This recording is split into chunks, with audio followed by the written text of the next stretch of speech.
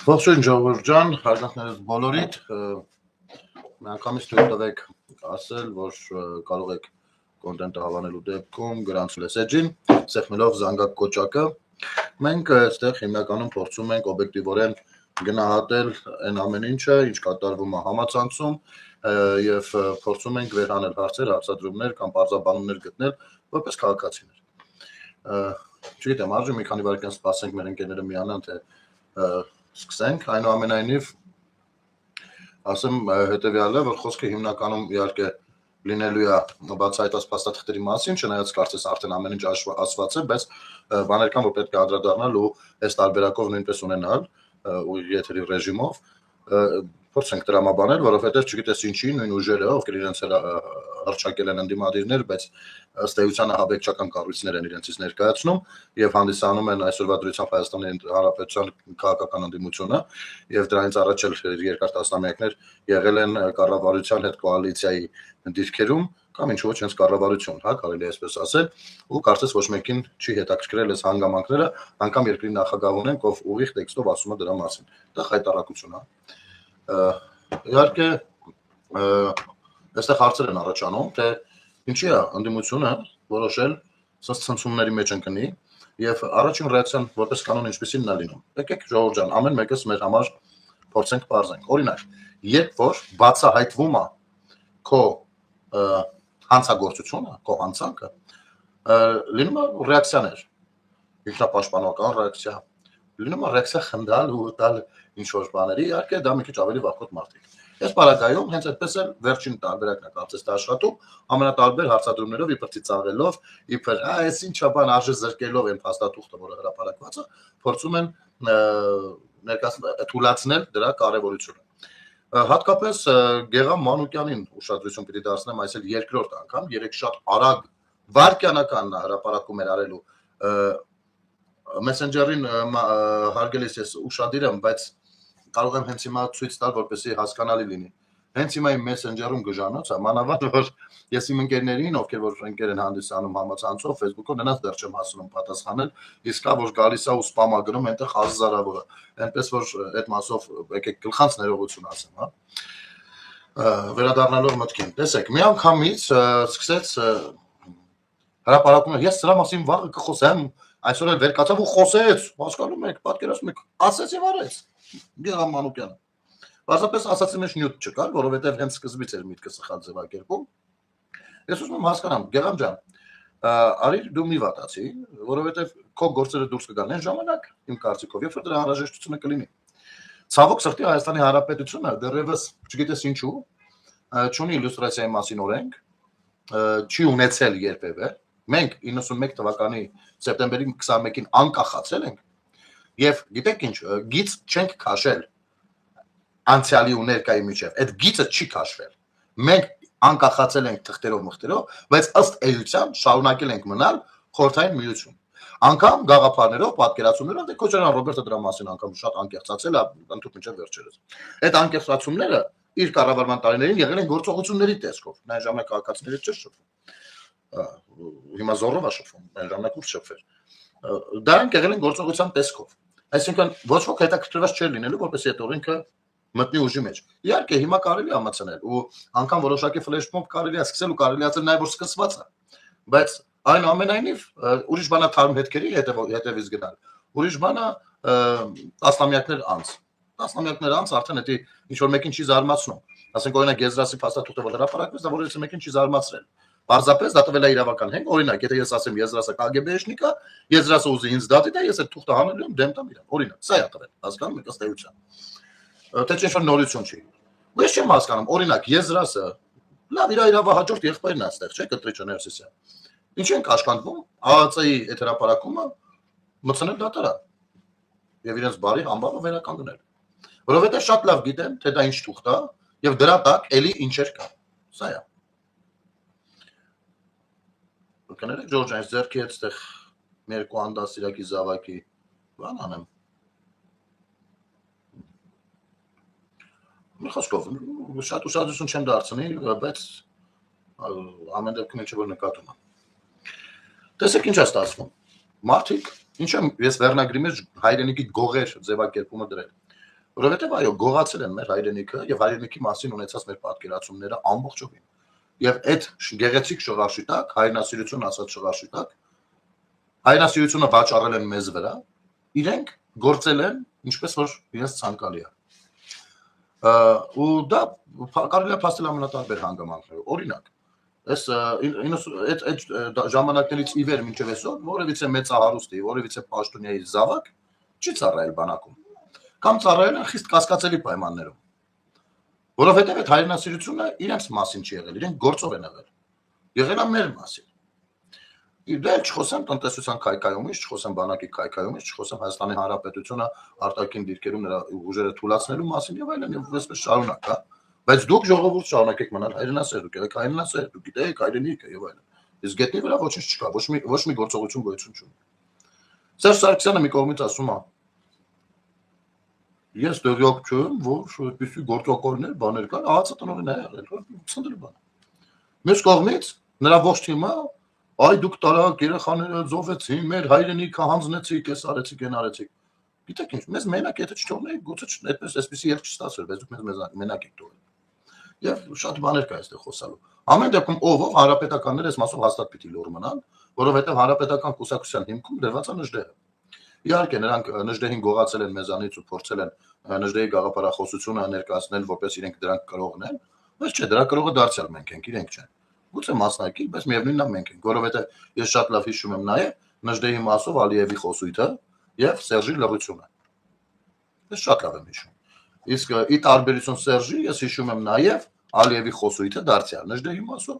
եւ արդեն վարչապետ Նիկոլ Փաշինյանի հակադարձումը։ Երկու դեպքերն էլ Ռուսաստանում է միջանցած։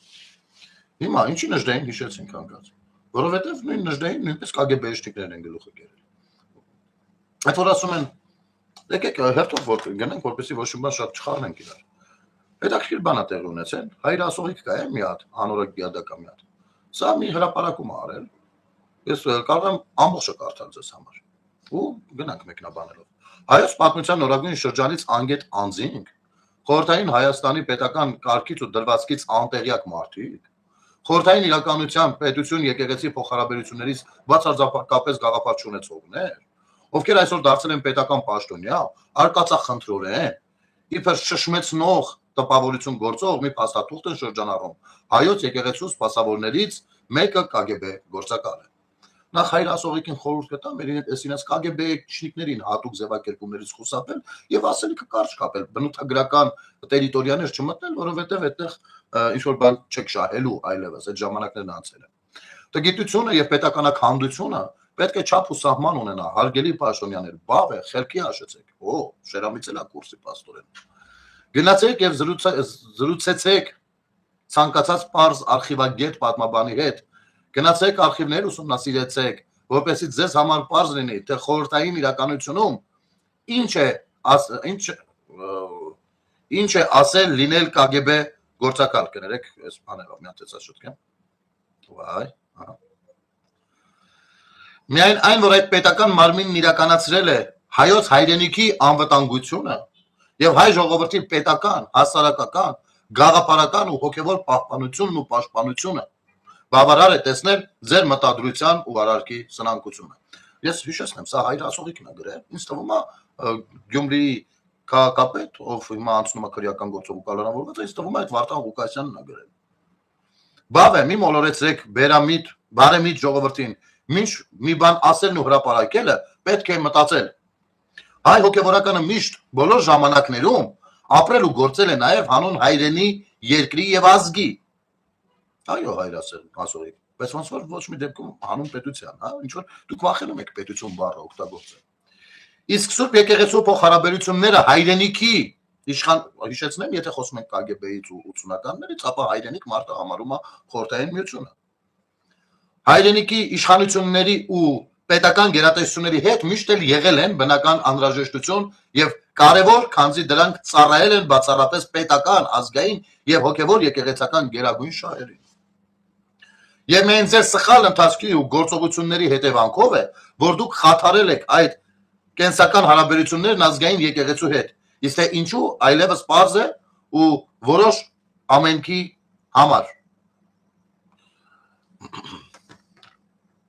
Ես չգիտեմ, հայրասողիկը սա գրելուց երկար եմ մտածել թե ոչ, չնայած ասեմ, որ քեզ լուրջ մեկի տեղը չդնես, դու Կտրիշ Ներսիսյանի փոչի հետևից իր կեղտի ճանճի նման տազալով գնալու ես։ Սա քեզ ասեմ, դու գոյություն չես ունենալու որպես եկեղեցական։ Այնուամենայնիվ, քանի որ շարունակում ես լինել եկեղեցական, այն էլ ոչ ավել ոչ պակաս լուրջ պաշտոնով մեկը, այնտեղ ասեմ, հայրասողիկը համարում է, այսպես որ օրինակ Խորհրդային միությունը դա մեր բոլորիս հայրենիքն էր եւ իշա հայրենիքի եկեղեցին գործել է եւ եթե չլիներ եկեք ես մի հատ էլ ես կանտեղ միայն այն որ այդ պետական մարմինը KGB-ն իրականացրել է հայոց հայրենիքի անվտանգությունը եւ հայ ժողովրդի պետական հասարակական գաղափարական ու հոգեվոր պահպանությունն ու պաշտպանությունը եւ սա մեզ տգետ է համարում հայրասողիկը բացարձակ տեղյակ չի որ Խորհրդային միությունը պետական միավոր միակ խորհրդային միությունն էր պետական միավոր չէր Հայաստանի Հանրապետությունը առհասարակ KGB-ն պետականությունների դեմ էր նայում էր որ չքանդվի սովետը հասկանում եք եւ այս մարդը տեղյակ չի որ սովետական միությունը ընդհանուր առմամբ ինքը աթեիստական հակաեկեղեցական եւ առհասարակ հակակրոնական կառույց էր երևի հայրասողիկը տեղյակ չի որ օրինակ Աբովյան փողոցի վրա քանդվեցին Պողոս Պետրոս եկեղեցիները եւ փոխարենը կառուցվեց կինոթատրոն, անունը գուշակեք, Մոսկվա։ Հասկանում եք, բուլդոզերը խոդ են տվել, քանդել են եկեղեցին։ Պողոս Պետրոս եկեղեցին։ Եվ գիտեք, սա միակ բան չի։ Բացարձակ միակ բան չի։ Ամբողջ սովետական միության տարածքով ասա գործել եւ բոլոր կրոնների հանդեպ։ Հայրասողիկը ասում է, որ խորհրդային միությունը հոգևոր, մի րոպե, ձևակերպումը,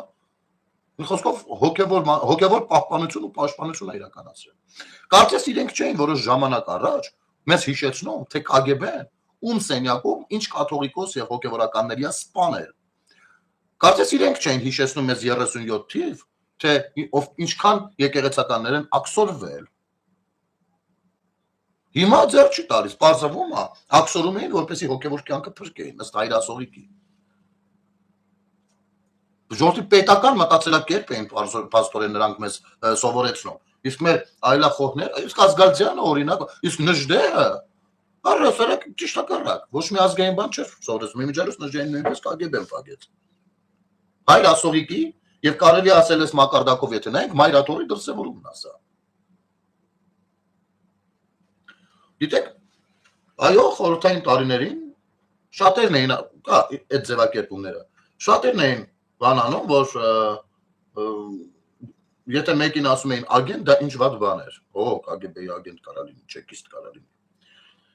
Եվ այլն, վտանգավոր բան էր դա։ Այս մարդը դրանք համարում են նորմալ։ Եվ հուշեմ, երբ որ մենք 91-ին անկախանում էինք,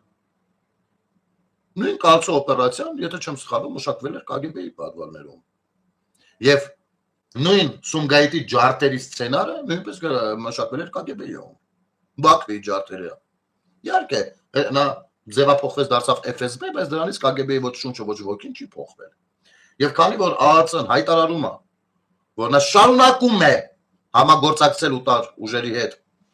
եւ ներկայացնում է ազգային անվտանգային խնդիր,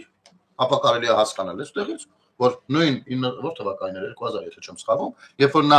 նրան դարձնում էր FSB-ն, նույն ինքը KGB-ն, դարձնում էր Մոսկվայի թեմի առաջնորդ, Ռուսաստանի թեմի առաջնորդ, դարձնում էր մյուս հոգևորականներին գետնին փռելով, անարգելով մնացածներին։ Հայրասողիկը տեղյակ չի երևի, բայց ամեն դեպքում ես չեմ կարող շնորհակալություն չասել հայր ասողիկ Կարապետյանին։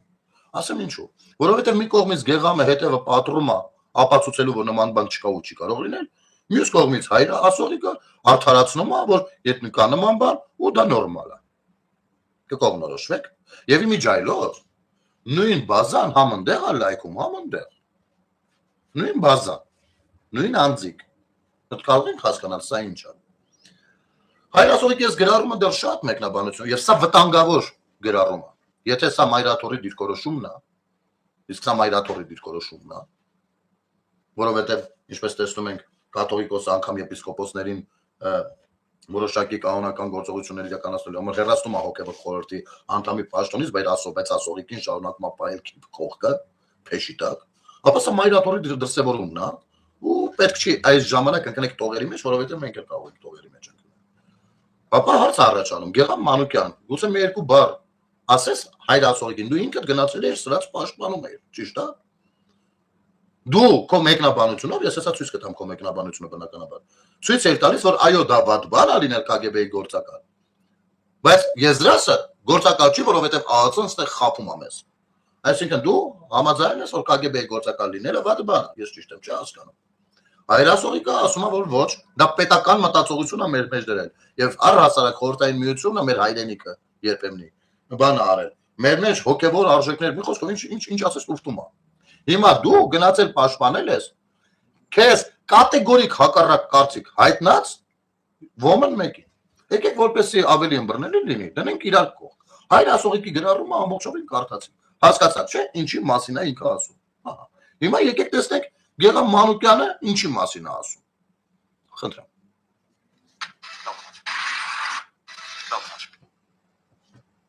Ողջույն, ինչպես երեք խոստացել է, այսօր անդրադառնալու եմ մի քիչ ավելի հանգամանալի երեք իշխանական քարոզչամեքենայի հատուկ պատվերով ազգային անվտանգության ծառայության իբր գաղտնազերծմանը, թե գաղտնազերծվել է ամենահայտ կաթողիկոս Գարեգին II-ի եղբայր Եզրաս Սրբազանի 86 թվականին այն ժամանակվա պետական անվտանգության կոմիտեի KGB-ի կողմից հավաքագրվելու փաստին եւ իբր ներկայացվել էր այսպիսի տեղեկան, որը վկայում է, այսպես ասեմ, Եզրաս Սրբազանի հավաքագրման փաստին։ Շատ արագ համացանցում հայտնվեցին նաեւ նմանատիպ հավաքագրման այլ օրինակներ խորհրդային այլ հարաբերությունից։ Ամենատարածվածներից մեկը Լատվիան է, որտեղ հրապարակվել են հազարավոր նման տեղեկանքներ։ Եվ միանգամից աչքից առնեք մի կարևոր փաստ։ Լատվիան, որ ավելի ազգայնական է, բոլոր տեղեկանքները ռուսերեն են։ Շատերը միանգամից ասացին, լավ, այդ ժամանակ խորհրդային միությունում բոլոր ուժային կառույցներում, հատկապես նույնիսկ զինվորական գրքույկներում գրագրությունը ռուսերեն էր արվում։ Ինչպես է, որ իբր Հայաստանի Բաքվում հայերեն է արվում։ Բայց համացանցը ամեն ինչի մասին խոսում է։ Համացանցում կա այսպիսի հսկայական մի փաստաթուղթ։ Գործակալների հավաքագրման հետ կապված 83 թվականին KGB-ի նախագահ էր այդ ժամանակ կոչվում Չեբրիկովի հրամանագիրը։ Մանրամասնություններով դեռ կան հսկայական փաստաթղթեր։ Այդ փաստաթղթերը այն բլանքներն են, որոնք պետք է այդ հավաքագրումը տեղի ունենա։ Բոլոր այս բլանքները պետք է գրված լինեին ռուսերեն, մանուշակագույն թանակով, շատ պարզ ձեռագրով եւ անուն ազգանուն հայրանումները մեծատառով։ Եկեք մի հատ այստեղ ստոպ տամ, հեսա կշարունակենք։ Ուրեմն Գեգամ Մանուկյանը տեղադրում է երկու բան՝ ԱԱՑ-ի հատկացած տեղեկանքը եւ դնում է օրինակ ալֆաբետային քարտը։ Սրանք տարբեր բաներ են։ Այսինքն ոչ թե առհասարակ ԱԱՑ-ն քարտն է հրապարակել, այդ տեղեկանքը, որն է այո, հանդիսանում է գործակալ, ոչ թե գործակալ լինելու բան։ Սա մեկ, երկրորդ։ Օրինակ, սա դեղին է, չէ՞։ Ինքը դեղնավուն է։ Եթե ես սա դնեմ A4 ֆորմատի վրա, թղթի վրա ու ցանկանամ տապել, դուրս է գալու սպիտակ թուղթ։ Հասկանում եք։ Երևի չգիտի Գեգամը, էլի, ասեմ։ Շատերը ձեր տան գրքույկները հին, երբ որ թարմացրել եք, հաստատ ինչ-որ քսերով սարել եք, դա սևը սպիտակ է դուրս գալիս։ Մանակ շրակագույնը բնականաբար սև դուրս կգայնի սպիտակ։ Լատվիայի օրինակը։ Լատվիան, երբ որ անկախացավ, ի տարբերություն մեր մյուս KGB-իշնիկ Տեր-Պետրոսյանի, դրանից հետո մյուս KGB-իշնիկ Ռոբերտ Քոչյանի եւ դրանից հետո մյուս KGB-իշնիկ Սերժ Սարգսյանի, նրանք ընդունեցին օրենք իլյուստրացիայի վերաբերյալ եւ բնականաբար հրապարակեցին հենց այդ քարտերով ամեն ինչով ամեն ինչը։ Իլյուստրացիա տեղի ունեցավ։ Հայաստանի Հանրապետությունում դա տեղի չունեցավ, եկեք միասին գուշակենք թե ինչու։ Հասկանում եք։ Հետո Լևոն Տեր-Պետրոսյան, հետո մի քանի անգամ մեր ազգային արխիվը վառվեց։ Միամիտ արխիվը դες լինում է երևի էլի։ Հետո Մոսկվան ինչ որ ուներ, KGB-ն ինչ որ ուներ, հավաքեց տարավ ու այս մեր կողմից թույլատրվեց դա։ Եկեք մի հատ էլ գուշակենք ինչու։ Իսկ այս փաստաթուղթը, որը որ ներկայացրել է, տրամադրել է ԱԱՑ-ն, ասեմ, դա 2001 թվականին գաղտնազերծված փաստաթուղթն է, որը հիման վրա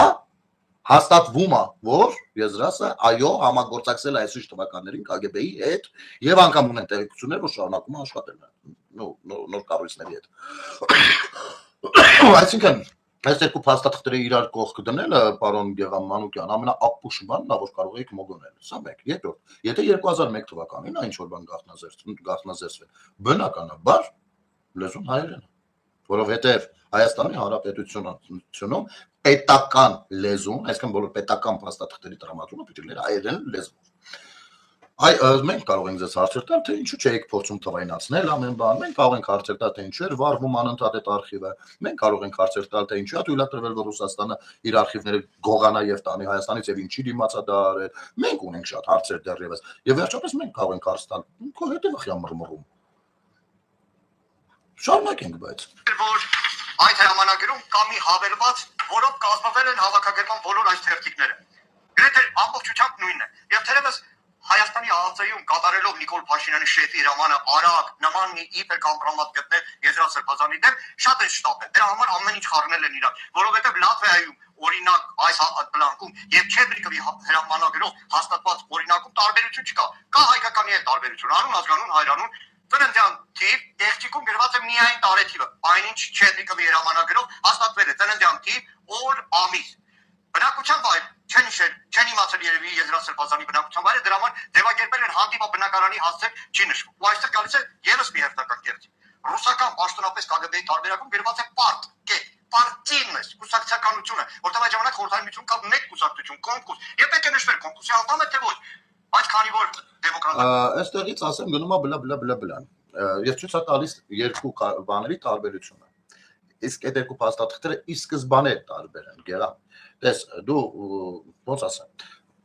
Օրինակ, կա ծննդական, չէ, մարդու կա ծննդական, եւ կա փաստաթուղթ, որ այս մարդը ունի ծննդական։ Այսինքն, ոչ թե հրապարակվել է ծննդականը մարդու, այլ հրապարակվել է ի պատասխան հարցման,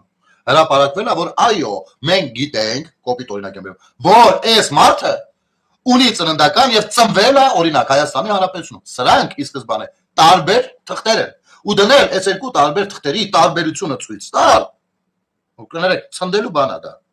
Սա Գեգամ Մանուկյանն է իր ողջ մայքով։ Ուրիշ բան է, եթե ասես, օրինակ, սա ալֆաբետային քարտա,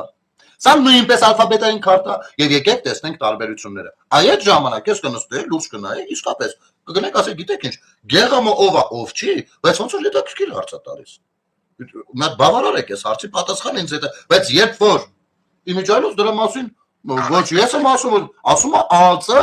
այն ժամանակների տնօրենը։ Կներեք, ես գտնեմ։ Ազատություն ռադիոկայանը, նրա հետ, ազատություն ռադիոկայանը, հատել։ Հայկական ժամանակը չէ, Civic AM-ը չէ։ Ազատություն ռադիոկայանը։ Նրա հետ ունեցել է հարցազրույց հեռախոսով, որտեղ որ այս նույն բանը ասում է այդ ազնվորությունը, մի րոպե գտնեմ, ես չեմ թողնել։ Մի րոպե։ Եկեք լավ, քանի որ Վովան Հակոբյան, sense ոնց որ դժվար եմ գտնում, Վովան Հակոբյան եթեր արել էր ու ինքն էլ մեջ բերել էր, ես ափսոս ամբողջն էի գտել, ուզում եի ափսոս ամբողջը ձեզ ներկայացնել, բայց ոչինչ, այս հատվածը ձեզ ներկայացնեմ, Վովայի օգտվելով, հա։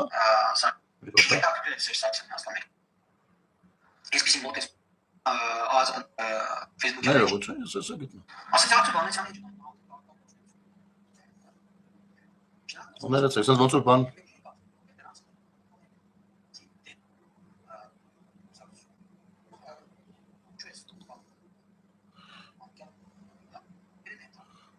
Լավ, ահա, տեսեք, եկեք, լսեք։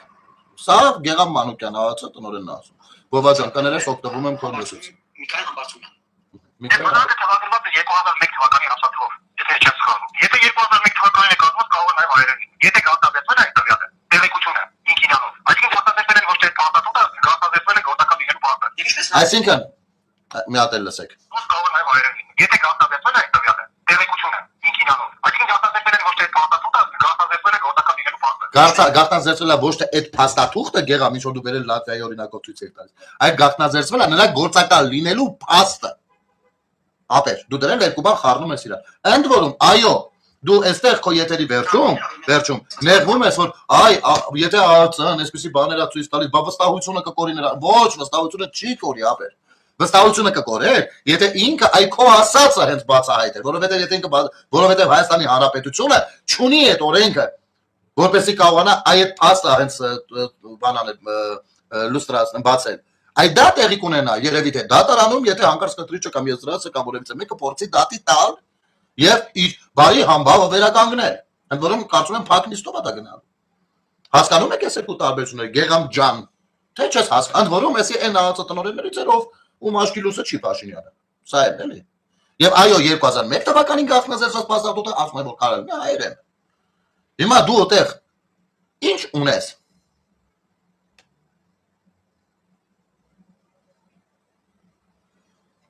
Ինչ ունես ասելիք։ Օրինակ, մտածես բան, կա այստեղ երկրորդ տարբերակը, արի քեզ փրկեմ, որ դու շատ նեղված ես իսկապես ԱԱԾ-ի գործելավոճից։ Եթե հանկարծ, օրինակ,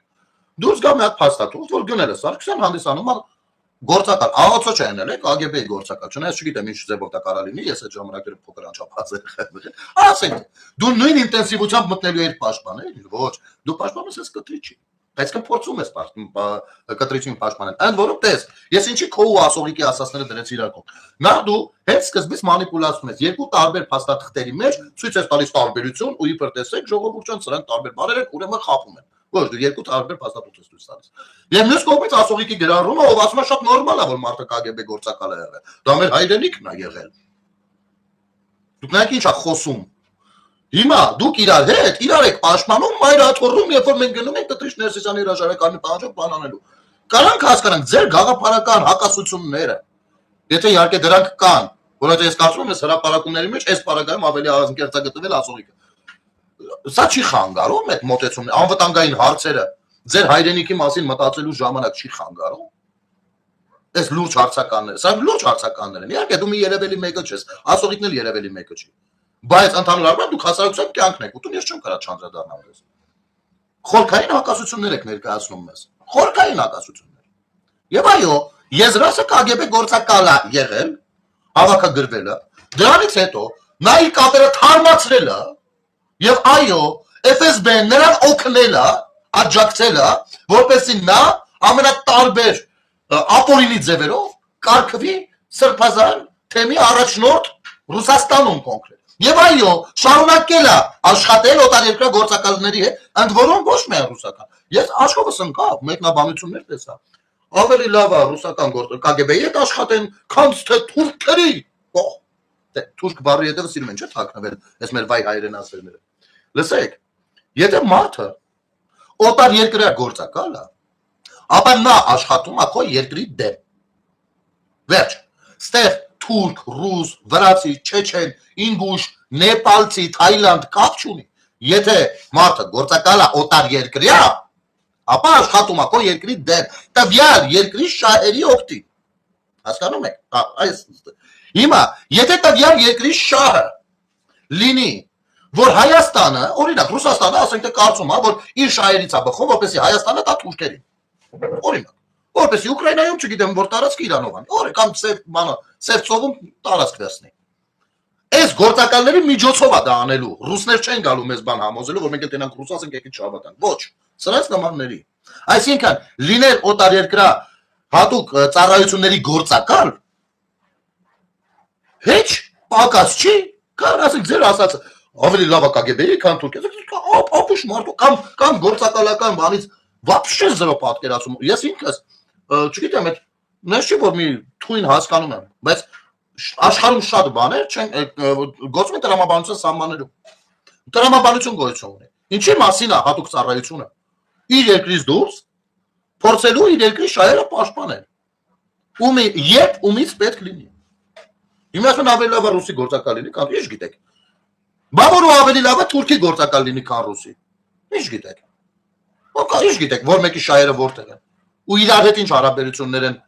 ոնց է զարգանալու։ Կամ հələ դեռ սա էլ մի կողմ։ ԱԱՑ-ն հոգնակիով է նշում օտար ծառայությունների, օտար երկրների ծառայությունների։ Այստեղ հոգնակի է նշում։ Այսինքն մարդը հանգիստ կարող լինի ոչ միայն ԿԳԲ գործակալ, այլ նաև Թուրքիայի, հատկապես, որ հրապարակված են վաղուց, ես ինքս էլ իմ Facebook-յան էջում տեղադրել եմ, մի երկու անգամ էլ ազատ շփում հաղորդման ժամանակ եմ ցույց տվել նույն Եզրասի նկարը Գորժ Գայլերի Թուրքիայի Գորժ Գայլերի խմբակցության ղեկավար անձանցից մեկի հետ։ Շատ հանգիստ է։ Ընդ որում ամենաուժեղը որն է, ժողովուրդ ջան։ Սա նույնպես կարող էին կարգամարել, բայց գեղամ, գալիս ենք ձեր ռեսուրսներին, տեսեք։ Այս Գորժ Գայլերի ղեկավարներից մեկը հաջողացրել էր պատերազմից հետո, երևի թե ռուսների թուղթությամբ, որովհետև մեր սահմանները այդ ժամանակ բոլոր զվարթնոցնել հետը ռուսների KGB-ի ձեռքում էր հենց էլ, հա, այնտեղ չկա կառույց, որ KGB-ի ձեռքում չլինի։ Սա նոյեմբերի 9-ից հետո եկել էր Երևան, ժողովուրդ ջան։ Հրապարակում կանգնել էր ինչ որ մեկի հետ ու թուրքերի Գորժ Գայլերի նշանով նկարվել է։ Այս նկարը վերցնում են քոչասերժական բոլոր հերոստալիկներն ու կայքերը տարածում են, վայ հարայ հասեք, Նիկոլը երկիրը տալիս է թուրքերին, հենա Գորժ Գայլերի ներկայացուցիչներ ստեղա։ Վերցնում ենք ու գտնում ենք հանկարծ, որ այս Գորժ Գայլերի ներկայացուցիչը կարող է չալարեն գտնեմ մի հատ էլ սենց էլի ցույց տամ, որ մի րոպե էլի էլ կարող է։ Եթե գալերիայում լինի, որպեսզի վիզուալ ավելի պատկերացնեք, էլի ինչի մասն է խոսքը։ Բարձվում, հա, այս Գորժ Գայլերի ներկայացուցիչը, ում որ հենց դուք եք լուսաբանել, դուք եք ցույց տվել, որ նա այդ ներկայացուցիչն է, ունի թույն նկար Եզրասի հետ ախպեր։ Թույն, շատ սիրուն նկար է ստացվել իմիջայլոց։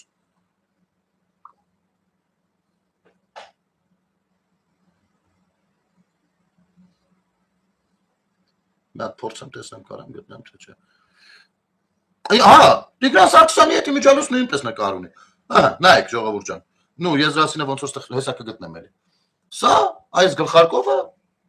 այսի։ Գորժ Գայլերի հետ բանն է։ Համացանցում լիքն է։ Եկել էր Երևան հրապարակում հենա հետևում կառավարության շենքն, սա 2020 թվականին։ Սրանք դա տարածեցին, տեսեք Գորժ Գայլերը եկել են մեզ հետ, թուրքը մտնում է մեր տները։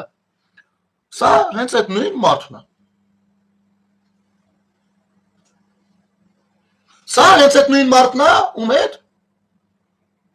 Տիգրան Սարգսյանի հետ։ Եվ հենց այս նույն մարդը, ուր է այդ նկարը, հեսա, հեսա։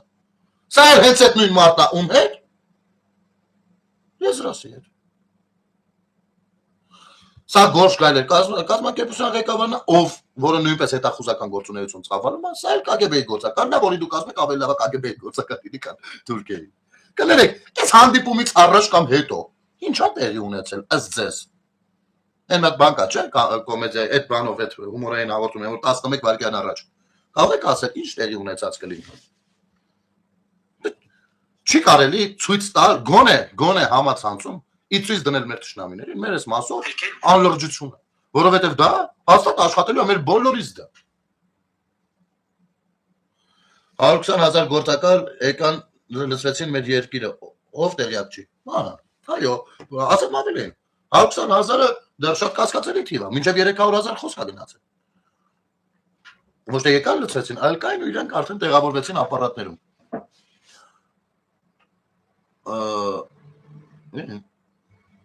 Un bloque մապ է։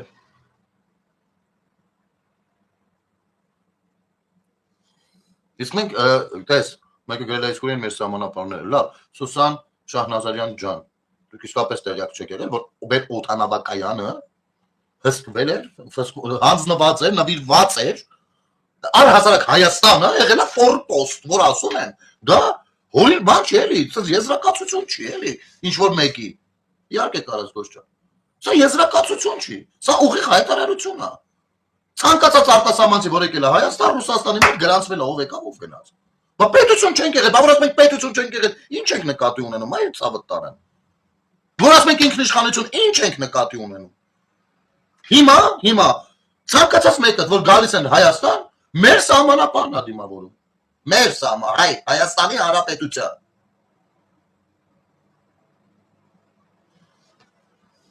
Ընդ որում, մի հետաքրքիր բան էր Գեղամի հետ մասին խոսելուց։ Գեղամ ջան, բերում ես, ախր ձեր դաշնակցության ամենաթույլ կետը, բերում դնում ես մեր աչքի առաջ նորից հիշացնում ես։ Տես, դու ասում ես, այ տեսեք այս փաստաթղթերը, սա դեռ KGB-ի պետը սենց բան է ասել, ու դա ներկայացնում ես որպես քանի որ պետն է, տենց բան ասել բացարձակ ճշմարտություն, ճիշտ է։ Բա KGB-ի պետը, հետախուզության պետը, ձեր մասին ասել է, որ դաշնակցությունը ամբողջովին արդեն իրենցն է, իրենք հաջողել են ներդնել բյուրոյում այնքան մարդիշքան պետք է ու հասնել են իրենց նպատակին։ Ասեմ ավելի, երեք շատ լավ է ինձ հիշացրել մեր շատ լավ ընկերը Խաժա Կաթանանյան, ես շատ ուրախ եմ, որ Խաժա Կաթանանյան սկսել ենք շատ ավելի բաց շփվել ու հաճախակի, որովհետև նրա կյանքի ապրած տարիները այստեղ շատ ավելի բան են, կարևոր են։ Գեղամ Մանուկյանին եւ մնացածներին, նրանց ովքեր լայքում են, դզվում են, կայֆ են բռնում բանման, հիշեցնեմ մի հատ այսպիսի գործի մասին։ ինչպես եւ ով ստեղծեց դրո ահաբեկչական կառույցը։ Ես ինչքան գիտեմ, սա ձեր չսիրած էջերն են։ 4-րդ իշխանություն բանն այն ժամանակ տպագրել ու սա գոյություն ունի։ Ուզեք թե սա արխիվային այլի այդ բանից։ Կուզեք ժողովուրդ ջան, հետաքրքիր անթերցեմ իմանալ։ Ուրեմն, ժամանակին դաշնակցությունը եղել է ընդգծված ազգայնական խմբավորում, որը պայքարում էր հայկական անկախ պետության համար։ Ժամանակի ընթացքում մենք այնտեղ այնքան գործակալ տեղավորեցինք, որ ոմանք հասան ղեկավար դիրքերի։ ՊԱԿ-ի, ԿԳԲ-ի հակահետախուզության նախկին պետ Օլեգ Կալուգինի առաջին վարչությունը գրքից էջ 193, որ չասեք, այդ թերթը ես իմում էր պատկանում բան են գրել։ Գիրքը էջո անձամբ իր ոնց է դուք Քոչանի գիրքը գրում քնում։ Այդտենց Կալուգինի առաջին վարչությունը վերնագրով գրքի 193-րդ էջում է դա գրված։ Դու ասում ես, որ դա բանա չէ, հեղինակավոր խոսքա չէ, երբ որ ԿԳԲ-ի պետն է ասում կամ սուտ մեկը։ Ասել է, ապեր։ Որ ժամանակին դաշնակցությունը եղել է ընդգծված ազգայնական խմբավորում, որը պայքարում էր հայկական անկախ պետության համար, ժամանակի ընթացքում մենք այնտեղ այնքան գործակալ տեղավորեցինք, որ ոմանք հասան ղեկավար դիրքերի։ Շարունակենք։ Ոչ մի տրամաբանության մեջ չի կարող տեղավորվել այն, որ 1990 թվականի ԽՍՀՄ լուծարվելուց հետո լուծարված կլինի նաև ՊԱԿ-ը, ԿԳԲ-ն։ 70 տարիների ընթացքում ձևավորված երկրով մեկ տարածված ու գործող իր գործակալական ցանցով հանդերձ։ Ոչ, նման բան չի կարող պատահել։ ՊԱԿ-ը կքանդի գյուղեր, քաղաքներ, պետություններ, հեղաշրջումներ կանի, արյուն կթափի, բայց թույլ չի տա, որ կազմավոր լուծվի իր գործող սրբություն սրբոց կոչված գործակալական ցանցը։ Վերջին տարիներին երկիր մոլորակի տարբեր հատվածում իմիջիայլոց հրապարակումը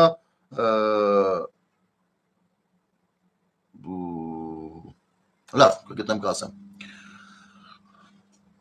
Չէ, հեսա կա 28/09/2019 ձեռագրերը չեն այրվում։ Վերջին տարիներին երկիր մոլորակի տարբեր հատվածներում տեղի ունեցող քաղաքական ահաբեկչություններում մի զուգադիպություն է նկատվում։ Ինչպես նկատել եք, 2001 թվականի սեպտեմբերի 11-ին ԱՄՆ-ում տեղի ունեցած ահաբեկչության գլխավոր կազմակերպիչը թիվ 1 ահաբեկչի տիտղոսը կրող Բեն Լադենն է։ Ռուսաստանում երևի 19-ին վերաթարմացվել է։ Ռուսաստանում տեղի ունեցածների հիմնական մեղավորներից մեկը Շամիլ Բասաևն էր։ Իմիջիայլոց խորհուրդ կտամ, որ ես ես վերջերս Բասաևին եմ, Բասաևին դու սարին ուսումնասիրում եմ։ Իսկ մեր երկրի ամենաամոթալի էջի հեղինակն էր Նայիրի Հունանյանն էր։ Իսկ ինչ զուգադիպություն կա այս չարագործների միջև։ Բանն այն է, որ ուշադրություն դարձնելով տարիների խորքին միանգամայն հասկանալի է դառնում, որ նրանք այն պետության հատուկ ծառայությունների կողմից պատրաստված կադրեր են, որին էլ վերջի վերջո հարվածում են։ ԱՄՆ-ին հարվածողը 70-ականներին աֆղանական պատերազմի ժամանակ ԱՄՆ կենտրոնական հետախուզության վարչության դպրոցն անցած ու պատրաստված կադրներ Բեն Լադենը։ Ռուսաստանին հարվածողը վրաց-աբխազական պատերազմի ժամանակ ռուսական հատուկ ծառայությունների կողմից պատրաստված Շամիլ Բասաևն էր։ Իսկ 99-ին մեր երկրին ահավոր հարված հասցնողն էլ Հայաստանի անվտանգության գործակալ Նայիրի Հունանյանը դուրս եկավ։ Ինչևից է անվտանգության գործակալ Շակերտը։ Ինչևից է այս ամենը նկատելով ցանկություն ունեցավ պարզել։ Մինչև հոկտեմբերի 27-ը Հայաստանում տեղի ունեցած ահաբեկչություններում էլ իրենց մասնակցությունը ունեցել են հատուկ ծառայությունները, թե ոչ։ Եվ ահա 94 թվականին բացահայտված թիվ 622-00395 քրեական գործով պարզվում է, որ ոչ միայն ունեցել են, այլև հենց Հայաստանի հատուկ ծառայություններում են 1992 թվականին դրել ահաբեկչական կառույցներից մեկի դրոյի հիմնակարերը։ Նախ հիշեցնեմ, որ խոսքը 1992 թվականի ՀՅԴ ապահովական խորհրդի կազմում ստեղծված դրո անվանումով գաղտնի հետախուզական կառույցի մասին է, որի անդամները գաղտնի հետապնդել եւ հավաքագրել են մարդկանց, որոնց մեթոդական ծրագրերով պարբերաբար մարզումներ անցկացնելու միջոցով պատրաստել են կադրեր, շնորհել են կոչումներ։ Այս գաղտնի կառույցը ունեցել է գաղտնագրված բազաներ, գաղտնի հավաքատեղիներ, հրազենի տեսակներ, տրանսպորտային եւ հաղորդակցվելու այլ միջոցներ, ինչպես նաեւ կադրերը ունեցել են ծածկանուններ եւ կրել են գաղտնաթվեր։ Իրենց լուսանկարներով, բայց այլ անձանց անվամբ լրացված կեղծ անձնագրեր։ Այսինքն, իդեմս դրոյի գործ ունենք ՀՅԴ ապահովական խորհրդի կազմում ստեղծված կայուն զինված բանդայի հետ։ Եվ այսպես, դրոյի գործով քրեական նյութերում մասնավորապես հատուր 15 ԳԹ 123-129-ում հանդիպում ենք դրոյի գործով մահապատժի դատապարտված Արսեն Արծրունու կազմած տնտեսական բաժնի զեկույցին, որը կազմված է եղել 15/10/1993 թվականին։ Այս զեկույցը Արծրունին պատրաստել է Բեյրութում գտնվող ՀՅԴ կենտրոնական կոմիտեի համար։ Մի քանի հատված մեջ բերելով քրեական գործում տեղ գտած այդ զեկույցից փորձենք միասին վերլուծել այն։ Ոդկաները, դա ոդկա բառը, բայց ուրիշ իմաստով է, դա համար ճակերտներ։ Ոդկաները ստացանք, բայց մեծ մասը կեղծ դուրս եկավ։ Մի մասն էլ Յուրա Սարգսյանի միջոցով պակին ծախեցինք։ Յուրային ծանոթացին ընկեր Հրայր Կարապետյանն ու Հրանտ Մարգարյանը 1992 թվականի ապրիլին։ Յուրան մինչ այդ կարևոր տեղեկություններ տված էր մեզի։ Այժմ պակեն դուրս գալու միտք ունի եւ կառաջարկ, որ փոխանակ դրամի դիմաց համագործակցելու միասին գործ մնանենք, որ ժամանակի ընթացքին մեր բարձանքով ու իր առաջարկով պիտի վերածվեր հետախուզական կառույցի։ Յուրան կեղծ դրան ֆուժ մներ, որոնց կարթը շատ լավ զարդարված էր։ Միջնորդված էր Հրայր Կարապետյանի նման ընկերոջ մը կողմը, որոնց վրա այն ժամանակ ամբողջական վստահություն կտիրեր։ Վստահելով հանդերձ ընկերոջ դաշնակցության վրա պետք է նկատի ունենալ, որ այդ շրջանին ԿԿ-ի կենտրոնական կոմիտե մեջ լավ կապեր ունենալը ուղղակիորեն կուժեղացներ կապը տիրոջ խոսքը։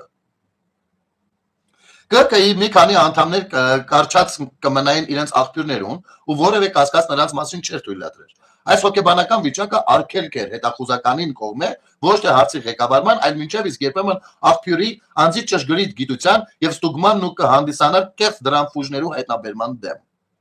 Վաճառված էր կարևոր տեղեկությունը, որ հետագային դուրս եկավ ոչ բացարձակ իրականություն։ Արդյոք Պակի նման հսկա կառույցի համար դյուրին պիտի չլար յուրային բացազերծելը ու պատժելը։ Ընկեր Հրայրի արտաքսում են ետք, նկատի ունի Հրայր Մարուխյանին, ինքն էր Յուրա Սարգսյանը, Մարիուսի Յուզբաշյան, դիրքորոշման մասին զեկուցողը ու երբ իրեն հացուցած են դուն, որ մեր տեղը լայր ինչ կնեիր, պատասխանած է, կխփեի։ Արդյոք այս խոսքերը ձայնագրված չէ։ Յուրան կառաջարկել մեր կազմակերպության համար հետախուզական կառույց ստեղծել։ Իրեն համար մեր կողմէ այդպիսի կառույցի մը պահանջի գոյությունը իսկ բավարար էր։ Ոչ մեկ վարքյան գոնե ես չէի կրնար երևակայել, որ մեր լավագույն տղերքը իր կողմէ կարող են ղեկավարվել, բայց դժբախտաբար ընկեր Հրանտը կհավատար։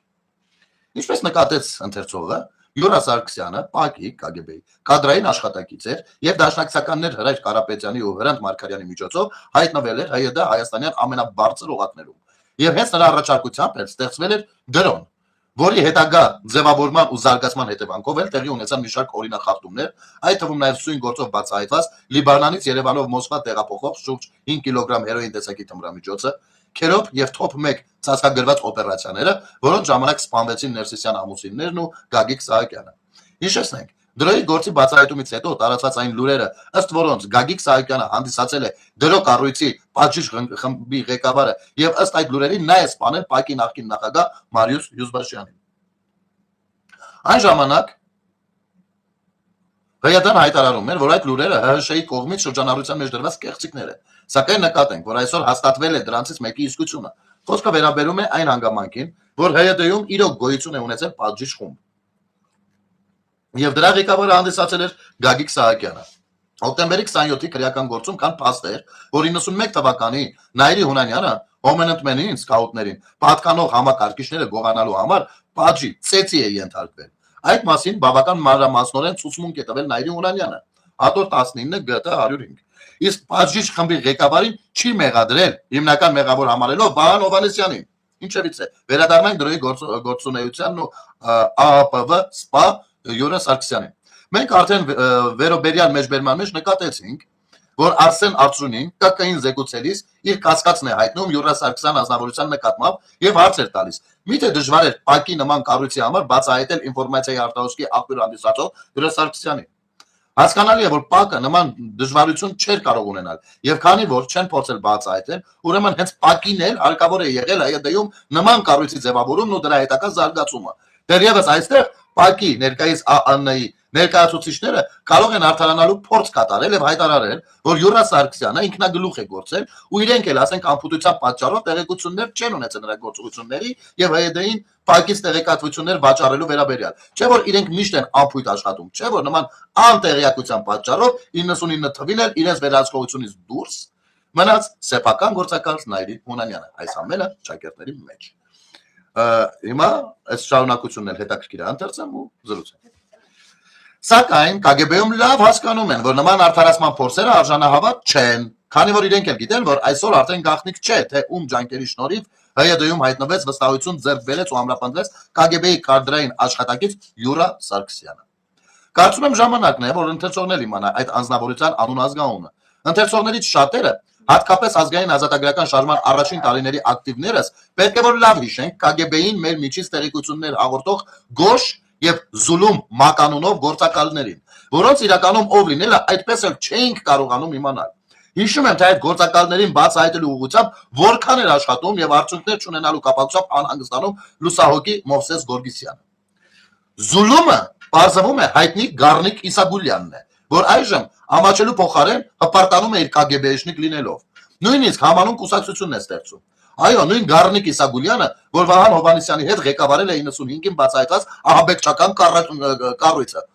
31-ի գործ էին ասում դրա։ Եվ ահա, ի հայտ է գալիս KGB-ի 6071 համարով գրանցված հույժ գաղտնի մի տեղեկանք, որից պարզվում է, որ Գոշ մականունով գործակալը 1987 թվականի հոկտեմբերի 29-ին KGB-ի կողմից ազգայնական տրամադրվածություններ ունեցողներին հայտնաբերելու եւ ուսումնասիրելու նպատակով հավաքագրված թիվ 16140 համարանիշով անձնական գործը կրող 1963 թվականին ծնված Երևանի հարավ-արևմտյան A3 թաղամասի բնակիչ 1990 թվականին ՀՅԴ շարքերում անդամագրված ՀՅԴ-ում Յուրա Սարգսյանի գլխավոր երաշխավոր ներկայումս Արագածոտնի մարզպետ Հրայր Կարլենի Կարապետյանն է։ Հիշեցնեմ, սա մի քանի տարի առաջվա բան է։ Այս փաստաթղթից միանշանակ հասկանալի է դառնում, որ ՊԱԿ-ը սեփական գործակալ Հրայր Կարապետյանի միջոցով է իր կադրային պրոֆեսիոնալ Յուրա Սարգսյանին խցկել ՀՅԴ։ Հակված եմ կարծելու, որ Յուրա Սարգսյանի գործողությունները լիովին վերահսկվել են ՊԱԿ-ի կողմից։ Այդպես եմ կարծում, քանի որ դրոն ստեղծվել ու գործել է ուրեմն Յուրա Սարգսյանը ՊԱԿ-ի կողմից կամ հավանություն էր ունեցել, կամ էլ ուղղակի հանձնարարություն։ Ընթերցողը ուշադրություն դարձրեց Հրայր Կարապետյանի ծննդյան ու ՀՅԴ-ին անդամագրվելու թվականներին, բնակության վայրին։ Առաջարկում եմ ուշադրություն դարձնել նույն հարավ-արևմտյան թաղամասի մեկ այլ բնակչի, որը ընդամենը 2 տարով փոքր է Կարապետյանից։ Նրա պես 1990 թվականին անդամագրվել էր ՀՅԴ-ին։ Բնավորությամբ ու խառնվածքով ճիշտ այնպիսին է ազգայնական տրամադրվածություն ունեցող, ինչպիսին հայտնաբերել ու հավաքագրվել է Կարապետյանը։ Սույն անձը այսօր չի տաքսնում, որ ուսանող ժամանակ հավաքագրվել է ՊԱԿ-ի կողմից։ Այո, դա Նայիրի Հունանյանն է։ Իսկ որ հատուկ ծառայությունների կողմից Նայիրի Հունանյանը ուսումնասիրվել է, դա հաստատում է ԱԱՆ-ի երկրորդ գլխավոր վարչության օպերլիազոր Կարեն Պարունակյանը իր ցուցմունքում։ Փաստորեն մեր նպատակը նրան լիարժեք ուսումնասիրելն ու հետագայում հնարավոր օգտագործելն էր ՀՀ շահերը ապահովելու առումով, հոկտեմբերի 27-ի քրեական գործ հատուր 7 ԳՏ 95։ Իսկ թե ինչպես են հատուկ ծառայության պատրաստած կադրերը ապահովում սեփական երկրի անվտանգությունը, տեսնում ենք բոլորս։ Ռուսաստանում Բասաևին, ԱՄՆ-ում Բեն Լադենին, Հայաստանում էլ դաշնակցական Նայիրի Հունանյանին։ Վահագն Ղուկասյան։ Հետգրություն։ Իդեպ, դրո գործով Մապաճի դատապարտվածից Արմեն Մնջոյանը 20/08/1997-ին մի նամակ հոդված ուղարկեց բանտախցից, այն տպագրվեց առավոտում։ Ահա այդ հոդվածում Ամնջոյանը լուրջ մեղադրանքներ է հնչեցնում ՀՅԴ անդամ դրո գործով նախկին կալանավոր թիվ 112 կոդը կրող դրոյի արխիվների պատասխանատու Գեգամ Մանուկյանին, համարելով նրան KGB գործակալ, ապեր։ Դրա համար ես դու խառնվել իրար, հետաքրքիր է։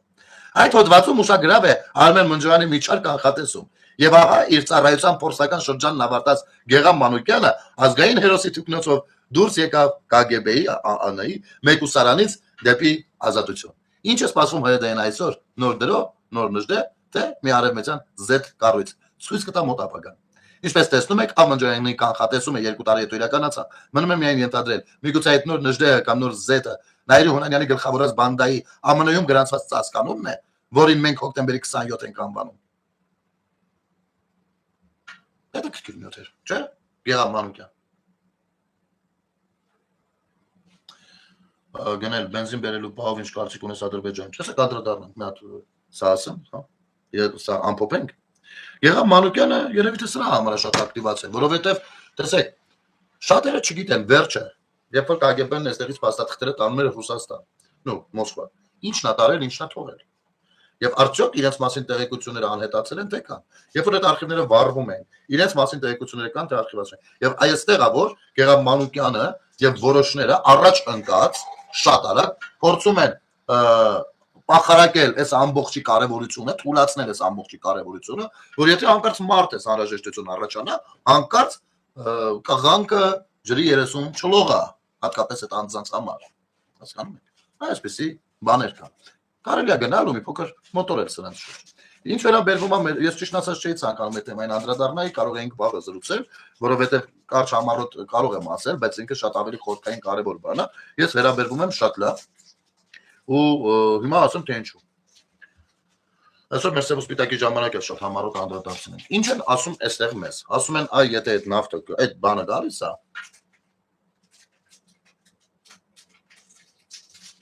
կներեք։ Ասում են, որ այդ նավթամթերքը երբ որ գալիս է, բենզին կլինի, նավթ կլինի, ինչ կլինի։ Դա վատ է, որովհետև ուժեղացնելու մեր թշնամու բանակը, ով հետո արձակվելու է մեզ վրա։ Նայեք։ Հայաստանին բենզին վաճառելով չի, որ Ադրբեջանը հարստանալու է։ Այն էլ Սոկար ընկերությունը, որի տերը անգլիացի։ Եվ նման հարաբերությունները, երբ որ հաստատվում են, տնտեսական հարաբերությունները, երբ որ հաստատվում են, թշնամական հարաբերություններն ու վերաբերմունքները, որ կարող է չվերացվեն, բայց իրենք մղվում են երկրորդ պլան։ Եվ հենց տնտեսական հարաբերություններն են, որոնք բերում են դիվանագիտական հարաբերությունների հաստատման եւ հնարավորինս չեզոքացնում պատերազմի հավանականությունը։ Հիմա եթե մտածենք, որ այ Ադրբեջանը մեր վրա հեսա բենզինը ծախսում է, որպեսզի հարստանա գնացինի արձակվի մեզ վրա, ապա կներեք, այդ բենզինը կամ նավթամթերքը, երբ որ մենք առնում ենք, ադրբեջանցիներ կարա այսպես մտածի։ Արա սրանցից խի մեժանով նավթամթերք տալիս, եթե իրենք կարող են դալեցնել իրենց տանկերի մեջ ու արձակնել մեզ վրա։ Կամ ռազմարտունաբերություն զարգացնել եւ այլն, իսկ այդ ամեն ինչի համար էլ վառելիք պետք է։ Չէ, խնդիրը այդտեղ չի։ Սա մի քիչ այլ մտածողություն է։ Այսօր տեսեք, հասարակ բան ասեմ։ Իսկ երբ որ մենք գազ ենք գնում, Ռուսաստանին չենք ուժեղացնում, եկեք չգնանք, որովհետեւ ըստ էության Ռուսաստանն Արցախի հարցը որոշել այնպես ինչպես որ որոշվել է։ Մենք այսօր Հայաստանի Հանրապետությունում եւ առհասարակ աշխարհում տեքստիլի մեծամասնությունը Թուրքիայինն է։ Եկեք մատնային, որ աշխարհի քարտեզի վրա մոտ 200 պետություն կա։ Ու սրանք, այսպես թե այնպես, իրար որոշակիորեն թշնամաբար տրամադրված են կամ բարեկամաբար տրամադրված են։ Ու եթե ոչ առաջին, երկրորդ, երրորդ ձեռքում։ Ովքեր են այս թեմաները գեներացնում, ովքեր ցանկանում են, որ Հայաստանի Հանրապետության սահմանները փակ մնան։ Իսկ եկեք հիմա այդ տրամաբանությամբ գնանք։ Սահմանները փակենք բամ Ադրբեջանի հետ, որովհետև այսօր նա ցանկացած բան եթե բերեն, առևտուրը այդ նշանակում է, որ երկու երկրներն էլ փող են աշխատում։ Դա միայն Ադրբեջանը չի փող աշխատում, մենք էլ ենք փող աշխատում։ Դա նշանակում է ճանապարհների բացում եւ կարող ենք մենք էլ շատ բանից օգտվել։ Ճանապարհների փակ լինելը պետության կործանման մասին է։ Առհասարակ Թուրքիան Հայաստանի հետ օրինակ սահմանները փակելը հենց դրա համար որ մեր տնտեսության վրա ազդի մեզ թույլատնի Ադրբեջանի հետ պատերազմում, հասկանում եք։ Սահման փակել ի՞նչ է նշանակում։ Նշանակում է առևտրային հարաբերություններ եւ այլն ամեն ինչը փակել։ Եթե դա լավ բան լիներ, հակառակը կաներ։ Ինչ է Թուրքիան փակել, հենա, բաց կթողներ, դες կզինվեն, դες կհարցակվեն, ինչ ուզենք անեն, եթե մենք այդ տրամաբանությամբ գնանք։ Եկեք այդ տրամաբանությունը անենք վրանքից։ Իհարկե ես չեմ ասում թե թշնամական է վրա, ասում իմ միջից չի եղել այդ թշնամական վերաբերմունքը, բայց մյուս կողմից էլ ես հասկանում ու գիտակցում եմ, որ պիտի կառավարեմ ես իմ թշնամական վերաբերմունքը առնվազն, որովհետև սահմանների բաց լինելը անհրաժեշտություն է հատկապես իմ պետությանը, որովհետև ի տարբերություն Ադրբեջանի մեր ընդհանուր սահմանները այլ երկրների հետ են։ Ադրբեջանը նաև ունի ծով, ունի նավային ջրային երթուղիներ, ունի ուղիղ Ռուսաստանի հետ սահման։ Մենք չունենք։ Մեր մոտ այդ բանը, մեր մոտ մի հատ Իրանն է սանկցիաների տակ միջազգային, Ադրբեջանն ու Թուրքիան են սահմանները փակա, ու մի հատ Վրաստանը մնում, ումով արտաքին աշխարհի հետ կապը։ Արտաքին աշխարհի հետ կապ ունենք մի հատիկ ճանապարհ։ Երբ դա փակվի, իսկ 44 օրյային տեսանք արդյունքը։ Տեսանք արդյունքը։ Իսկ երբ որ բաց են լինում, այո, այսօր նավթը 1000 բան է լինելու։ Իմի ամեն անգամ ինչ որ մի բան որ մտնի, կամ ինչ որ մի բան դուրս գա, մենք պիտի այս նույն խոսակցությունը անընդհատ տանենք։ Կարծում եմ ոչ։ Եվ կարծում եմ, որ մեր բիզնեսմենները լավ կլինի գտնեն ճանապարհներ, դիվերսիֆիկացնեն որոշակիորեն իրենց բիզնեսը Ադրբեջանով, Կասպից ծովով դուրս գալու արևելյան երկրներ ոչ միայն այնտեղից ներմուծում իրականացնելու համար, ինչպես ծորենի պարագայում էր կամ նավթի բենզինի, այլ նաև արտահանելու մասով, որպեսզի մենք նույնպես օգտվենք իրենց ճանապարհներից։ Եվ եթե երկու երկրները օգտվում են միմյանց ճանապարհներից, ապա երկու երկրներին էլ ձեռնտու չի պատերազմը։ Առհասարակ պատերազմը դա տնտեսության մասին է։ Այնպես որ ես դա դրական եմ գնահատում ու ես հասկանում եմ, որ մեր մեծահարուստները այնել ավանդական մեծահարուստները Ռուսաստանից են ոչ մի բան չեն ճանաչում, բայց կներեք էլի, բայց բելարուսական մոլերը ինչի համար են, Բելարուսիան էս բարեկամ երկիր երբ դարձավ չիմացանք։ Մարդը հենավ, Բելարուսիա ղեկավարը հենավ, Բերանացի խոստովանեց, որ երկար տարիներ իրանք աջակցել են Ադրբեջանին, որպեսզի վերականգնեն իրենց ասած արդարությունը։ Ինչու մասին է խոսքը։ Մենք մի փոքր ավելի աղքատ պատկեր, դա ցավալի բան եմ ես ասում, եւ սա ես նաեւ ինձ եմ ասում։ Մենք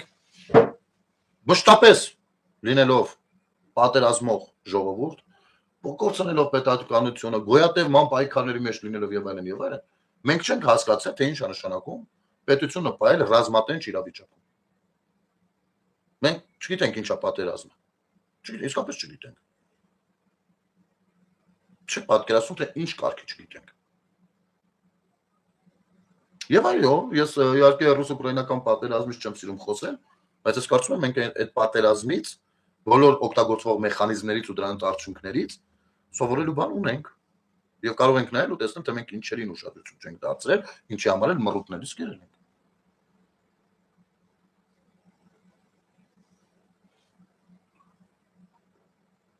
Մոտավորապես այսպես ժողովուրդ ջան։